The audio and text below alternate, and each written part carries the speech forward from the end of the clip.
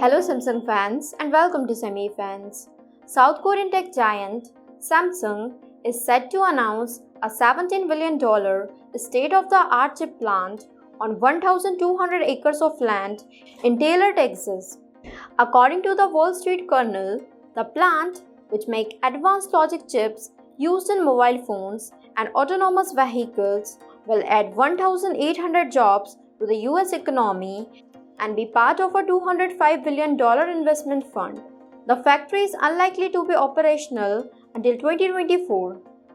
Texas Governor Greg Abbott will make a financial statement today confirming the plan, despite previous reports that the world's largest memory chip maker was also looking at the sites in Arizona and New York. Samsung took over the Texas offer due to the profitable 90% tax deduction in the first 10 years.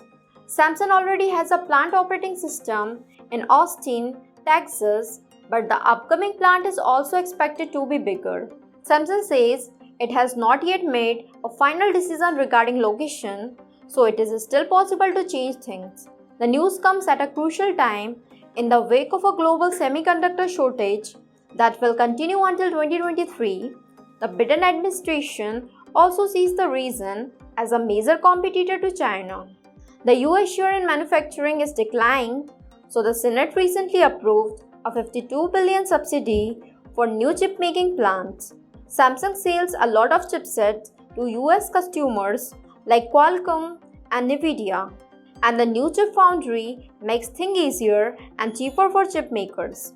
TSMC, one of the Samsung's biggest competitor in space, also has a $50 billion plant that will begin production in Arizona in 2024, while Intel plans for the US for the next 10 years.